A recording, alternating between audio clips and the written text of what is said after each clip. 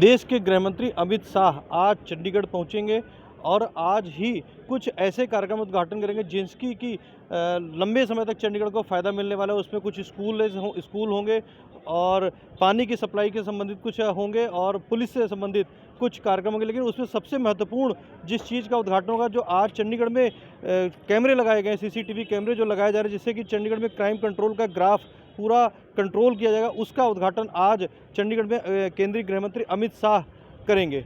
देखिए, उन्होंने उद्घाटन करने के बाद केंद्रीय गृहमंत्री अमित शाह ने क्या कुछ कहा, सुनिए। और आज के कार्यक्रम में आए हुए चंडीगढ़ के सभी गणमान्य भाइयों और बहनों, बहुत समय के बाद सिटी ब्यूटीफुल में आया हूं, आकर बहुत अच्छा लगता है। और अभी सिटी ब्यूटीफुल ने भारतीय जनता पार्टी को एक चुनाव में विजय का तोहफा भी दिया है, इसलिए सबसे पहले सभी नगरजनों का धन्यवाद भी करना चाहता हूं कि नगर निगम में, अरे हो गया भाई, अब सुनो, नगर निगम में भारतीय जनता पार्टी को फिर से एक बार सेवा करने का मौका दिया है। चंडीगढ़ आधुनिक विश्व के इतिहास में नियोजित शहरों की श्रेणी में सबसे विकसित शहर। कई सारे ऐसे शहर हैं दुनिया में जो कई दशकों से, सदियों से बने। वो शहर बसते गए, बनते गए, विकसित होते गए।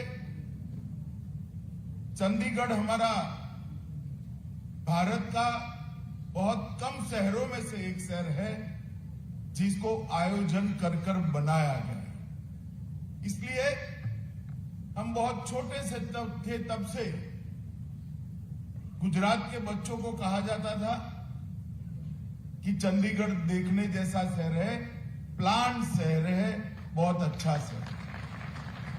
और सच अर्थ में चंडीगढ़ को देखे तो सच अर्थ में ये एहसास होता है कि बहुत विचार कर इस शहर की डिजाइन को फ्रांसीसी वास्तुकार ने बहुत महीन विचार कर बनाया।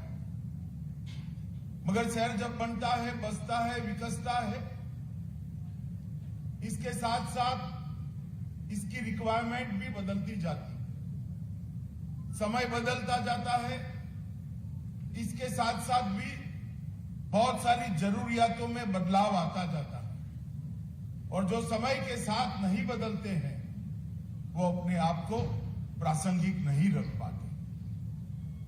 मैं आज चंडीगढ़ प्रशासन को बहुत मन से बधाई देना चाहता हूं कि ये बदलाव के साथ चलने का क्रम उन्होंने चंडीगढ़ के अंदर बनाया। और ये जो क्रम बनाया है वो क्रम न केवल नागरिक सुविधाओं के लिए, ये क्रम के अंदर सुरक्षा को भी जोड़ा है, एक क्रम के अंदर पर्यावरण संरक्षण को भी जोड़ा है, एक क्रम के अंदर नागरिक सुविधाओं को भी जोड़ा है।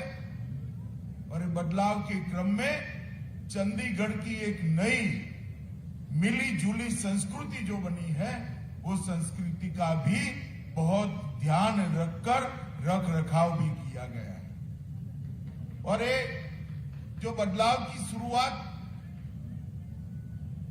आधुनिक शहर पहले से है ऐसे चंडीगढ़ में होने जा रही है, इसमें आज बहुत सारी चीजों को जोड़ा गया है। भाइयों बहनों, मोदी जी जब से प्रधानमंत्री बने उसके पहले वो गुजरात के मुख्यमंत्री थे और गुजरात ऐसे राज्यों में से एक है जहां पर अर्बन पॉपुलेशन देश में शायद सबसे ज्यादा है। और गुजरात के मुख्यमंत्री रहते हुए भी उन्होंने अर्बन डेवलपमेंट के लिए अनेक प्रकार की कल्पनाओं को वास्तविकता में जमीन पर उतारने का काम किया। और गुजरात में जो लोग आते जाते होंगे उनको मालूम पड़ता होगा कि शहर कैसे बदलते हैं, टाउन प्लानिंग स्कीमें कैसे बनती है, कैसे इंप्लीमेंट होती है। लोग वहां पर रहने जाए उसके पहले ही लाइट, पानी, गटर, रोड, ये सारी सुविधाएं होती रहती हैं। और एक अत्याधुनिक टाउन प्लानिंग एक्ट को भी उस वक्त के गुजरात के मुख्यमंत्री और आज हमारे प्रधानमंत्री मोदी जी ने जमीन पर उतारने का काम किया था। और देश के प्रधानमंत्री बनने के बाद वैसे तो डेवलपमेंट राज्यों का विषय है, परंतु एक कार्य संस्कृति की निर्मित तो केंद्र कर ही सकता है। यहां तो बहुत प्रॉब्लम नहीं है क्योंकि ये संघ प्रदेश है, परंतु पूरे देश भर के अंदर स्मार्ट सिटी का एक कंसेप्ट देश के प्रधानमंत्री नरेंद्र मोदी जी ने रखा। और आधुनिक शहर किस तरह से विकसित होने चाहिए, दूरदर्शिता के साथ शहर की बाकी की भूमि, नजदीक की भूमि का भी कैसे प्लानिंग किया जा सकता है, सुविधाओं को कैसे अपग्रेड किया जा सकता है और वो सुविधाओं के अंदर सामंजस्य और उसकी एकीकृत कमान भी कैसे बनाई जा सकती। एक कल्पना मोदी जी ने शहरों के लिए रखी, फिर अमृत योजना लेकर आए, उसके साथ सोलर मिशन आया, ग्रीन सिटी की कल्पना आई, अनेक विविध बातों को साथ में जोड़कर अंत में स्वच्छता पर भी थ्रस्ट देने का काम देश के प्रधानमंत्री जी ने कहा।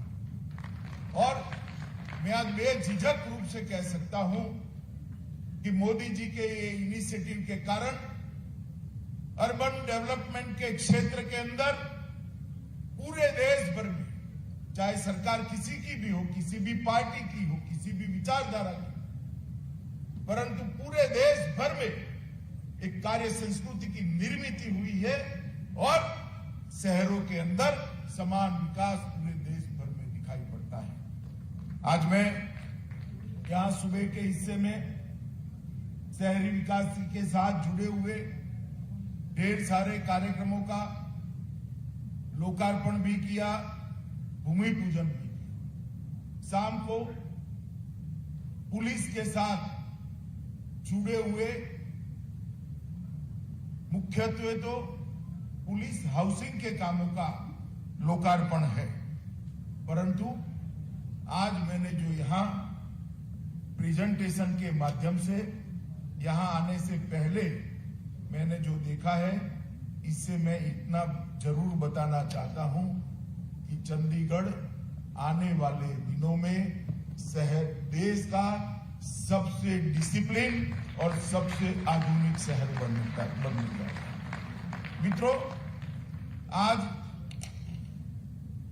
ढेर सारे कार्यक्रम बने हैं। कुल 165 करोड़ के कार्यक्रम अभी के उद्घाटन और उसका शिलान्यास हुआ है। शिक्षा से जुड़े हुए कार्यक्रम हैं, 6 गांवों में पानी पहुंचाने का कार्यक्रम है, औद्योगिक क्षेत्र में बहुत बड़ा बस डिपो बनाने का कार्यक्रम है, लड़कियों और लड़कों के लिए हॉस्टल का भूमि पूजन का कार्यक्रम है और सबसे बड़ा मैं जो एकीकृत कमांड सेंटर देखकर आया हूं, इसकी बात मैं जरूर करना चाहूंगा। मित्रों, एक एकीकृत कमांड सेंटर आने वाले दिनों में नागरिक प्रशासन के सारे क्षेत्र में चंडीगढ़ के अंदर आमूलचूल परिवर्तन करने वाला। एक ही कमांड सेंटर से ढेर सारी नागरिक सुविधाओं का मॉनिटरिंग भी होगा और इसके साथ साथ इसको अपग्रेड करने की ढेर सारी व्यवस्था भी होगी और मैं आज इतना कहना चाहता हूं, मैं देख कर आया हूं, ट्रैफिक की डिसिप्लिन लानी हो तो भी ये कमांड सेंटर काम करेगा। चंडीगढ़ की सुरक्षा लानी हो, कोई चीज कहीं इधर उधर लावारिस पड़ी है, इसको क्षण मात्र में इंगित कर वहां पर पुलिस की टीमें भेजनी हो तो कहीं और जाने की जरूरत नहीं है। ट्रैफिक का उल्लंघन हुआ, कहीं और जाने की जरूरत नहीं है। चंडीगढ़ वाले ध्यान रखना, कैमरा आपकी कार को देख रहा है, सिग्नल तोड़ते ही घर पे चालान ईमेल से आ जाएगा, किसी को कोई पुलिस की जरूरत नहीं पड़ेगी। एक प्रकार से नया डिसिप्लिन का वातावरण होगा। शहर में कहीं पर भी कूड़े कचरे की गाड़ियां अगर कूड़ा कचरा उठाने के लिए नहीं जाती है तो भी तुरंत ही वहां से सूचनाएं चली जाएगी। एक प्रकार से सभी नागरिक सुविधाओं को एक ही कमांड सेंटर में बनाने का काम किया है। मेरा तो प्रशासक महोदय से, गवर्नर साहब से निवेदन है कि सारी स्कूलों को धीरे धीरे कर 12th तक के सभी बच्चों को एक कमांड सेंटर देखने का कार्यक्रम बनाना चाहिए, जिससे आने वाले दिनों में जो नागरिक बनने वाले हैं उन पर भी एक प्रकार का संस्कार की निर्मित हो। मित्रों, चंडीगढ़ के अंदर पहले भी ढेर सारे काम हुए हैं। अभी बताया गया 40 बसें, इलेक्ट्रिक बसें दे दी गई है और 40 बसें देने का काम चल रहा है। मॉडल सोलर सिटी के रूप में उसको प्रस्तावित करने के लिए भी ढेर सारे इनिशिएटिव लिए गए हैं। पीपीपी मॉडल पर बाइक शेयरिंग सिस्टम शायद भारत का सबसे बड़ा बाइक शेयरिंग सिस्टम चंडीगढ़ के अंदर है और इससे चंडीगढ़ के वातावरण को शुद्ध रखने में बहुत बड़ी सफलता मिली है। स्रोत पर अलग अलग किए गए कचरे का 100% संग्रह और उसको इसके प्रबंधन के लिए भी बहुत अच्छी व्यवस्था करी है। मित्रों, प्रधानमंत्री आवास योजना का भी बहुत अच्छा इंप्लीमेंटेशन चंडीगढ़ प्रशासन ने यहां पर करा है और राजस्व रिकॉर्ड जो है इसका 100% डिजिटलीकरण करने का काम भी समाप्त किया है। शायद ये देश का सबसे पहला शहर होगा जहां पर 100% डिजिटाइजेशन समाप्त हो गया है। मित्रों, कई सारे काम किए, परंतु आज जो एकीकृत कमांड सेंटर का लोकार्पण हुआ है, मुझे बहुत आशाएं भी हैं, बहुत भरोसा भी है कि इससे आने वाले दिनों में चंडीगढ़ की नागरिक सेवाओं में बहुत बड़ी सेवाओं की वृद्धि का और इसके अंदर एक प्रकार की स्वयं शिस्त के संस्कार भी खड़ा करने की संभावनाएं मैं देख रहा हूं। मैं फिर से प्रशासक जी को आग्रह करना चाहूंगा कि आप इतना सुनिश्चित करिए कि 12th तक की सभी बच्चे बारी बारी सैटरडे संडे को ये एकीकृत कमांड सेंटर देखने के लिए जाए। उनके सामने प्रशिक्षण वाला एक प्रेजेंटेशन भी तैयार हो और भविष्य के जो नागरिक हैं यही डिसिप्लिन के साथ चंडीगढ़ को आगे बढ़ाए, इसकी व्यवस्था करनी चाहिए। मित्रों, मोदी जी के नेतृत्व में 7 साल में देश में ढेर सारे क्षेत्रों में बहुत सारे काम हुए। मैंने अभी अर्बन डेवलपमेंट के क्षेत्र में कुछ कामों का जिक्र किया, मगर विगत दिनों में सबसे बड़ा काम हुआ है तो मोदी जी के नेतृत्व में स्वदेशी वैक्सीन का निर्माण होना और 185 करोड़ डोज देश के और कहीं पर भी कोई अफरा तफरी का अनुभव नहीं हुआ। दुनिया पूरी अचंभित है कि 130 करोड़ की आबादी के इस देश के अंदर किस प्रकार से कोई हो हल्ला करे बगैर आराम से वैक्सीन होती है, सबको रिसीट मिलती है, इसका जनरल लिस्ट एक तैयार होता है दिल्ली में, और जिसको दोनों डोज मिले उसको सर्टिफिकेट भी मिल जाती है। देश भर में जिस व्यवस्था के साथ ये वैक्सीनेशन का काम हुआ है, टीकाकरण का काम हुआ है, पूरी दुनिया अचंभित है। बड़े बड़े विकसित देश भी अपनी कोविन ऐप को मांगकर अपने यहां व्यवस्था खड़ी करने का अब प्रयास कर रहे हैं, जो भारत ने पहले ही कर। और इसके कारण तीसरी लहर से बहुत सारे विकसित देश भी चिंतित भी हुए, आहत भी हुए। भारत में तीसरी लहर कब आई और कब चली गई किसी को मालूम नहीं पड़ा, क्योंकि वैक्सीनेशन 100% हो चुका। एक उदाहरण, एक नेतृत्व अगर टेक्नोलॉजी का सहारा लेकर गरीब से गरीब व्यक्ति की सेवा करना चाहता है तो किस प्रकार से वो सेवा हो सकती। टेक्नोलॉजी के सहारे वैक्सीनेशन का जो प्रोग्राम चला और देश भर में सभी राज्य सरकारें, सभी म्युनिसिपल कॉर्पोरेशन जिस प्रकार से इसके अंदर लगे, मोदी जी ने लगभग 22 से 23 बार राज्यों के मुख्यमंत्रियों के साथ वीडियो कॉन्फ्रेंस कर irrespective of party politics vaccine के अमलीकरण के लिए वीडियो कॉन्फ्रेंस करी और कोरोना प्रबंधन के लिए भी वीडियो कॉन्फ्रेंस करी।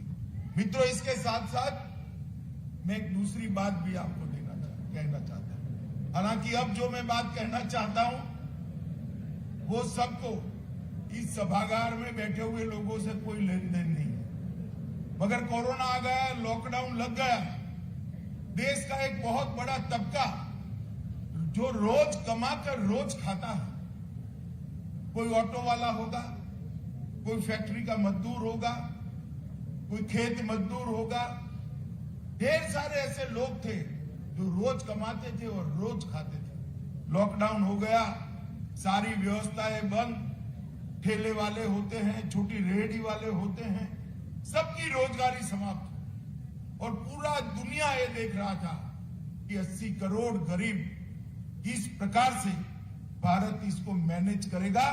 कोरोना से शायद, मैंने भी पढ़े, ऐसे आर्टिकल भी लिखे गए कि कोरोना से ज्यादा लोग भूख से मारे जाएंगे, और ये बहुत बड़ी समस्या है।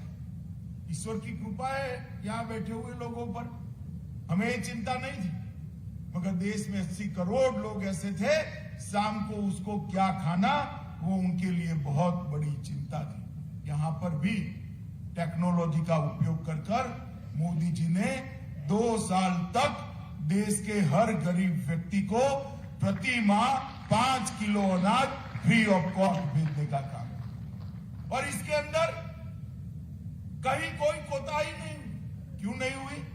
क्योंकि थंब इंप्रेशन के साथ ही अनाज जाता है। जब अंगूठा लगता है तभी अनाज जाता है, जिसका अनाज है उसी के पास जाता है।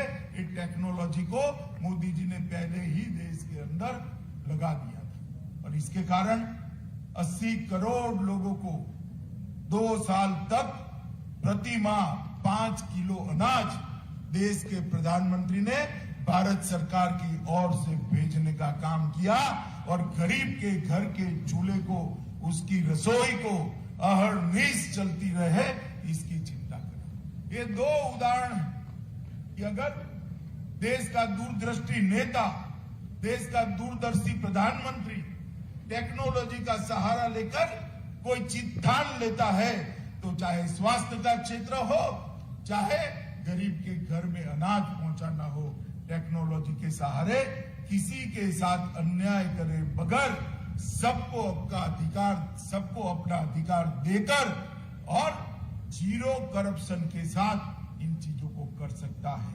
अभी कल की कैबिनेट में ही मोदी जी ने ये अनाज मुफ्त में देने की योजना को 30 सितंबर 2022 तक एनहांस करने का काम किया है। और मित्रों, 1000 लाख मैट्रिक टन अनाज लगभग 3,40,000 करोड़ रुपए का अनाज अब तक बांटने का काम समाप्त हो गया। आप कल्पना कर सकते हैं, 1,000 लाख मैट्रिक टन अनाज 5-5 किलो के रूप में हर नागरिक के घर में पहुंचा और कोई अव्यवस्था नहीं। मैं बात इसलिए बताना चाहता हूं कि देश में किस प्रकार से परिवर्तन हो रहा है। परिवर्तन हर क्षेत्र में हो रहा है, चाहे कृषि के क्षेत्र में हो, चाहे औद्योगिक विकास के क्षेत्र में हो, चाहे दुनिया में भारत को उत्पादन का हब बनाना हो, नई शिक्षा नीति लानी हो, अर्बन डेवलपमेंट हो, ग्रामीण विकास हो, गरीब कल्याण के कार्यक्रम हो, ढेर सारे गरीबों को ढेर सारी सुविधाएं, उनके घर में शौचालय, उसको घर देना, घर में लाइट देना, इसके साथ साथ 5 लाख तक का उसको बीमा का कार्ड देना और गैस का सिलेंडर देना। सारी व्यवस्थाएं इस 7 साल के अंदर समाप्त करने का काम नरेंद्र मोदी जी ने किया है। और सबसे बड़ा काम मोदी जी ने किया है, देश को सुरक्षित करने का काम किया है। मित्रों, सुरक्षित करने का काम नरेंद्र मोदी, और ये सब का एक संपुट बनाते हैं तो पूरी दुनिया में आज भारत को देखने का नजरिया बदला है। जो लोग विदेश जाते होंगे उसको मालूम होगा कि इमिग्रेशन के लिए विदेश के एयरपोर्ट पर जब आप पासपोर्ट देते हो तो भारत के पासपोर्ट की वैल्यू को बढ़ाने का काम नरेंद्र मोदी जी ने किया है। पूरी दुनिया आज हमें सम्मान के साथ माताओं भाइयों बहनों, आज बहुत मुझे आनंद है कि चंडीगढ़ आने वाले समय की जरूरियातों के साथ अपने आप को बदलने के लिए आज ढेर सारे कार्यक्रम किए हैं।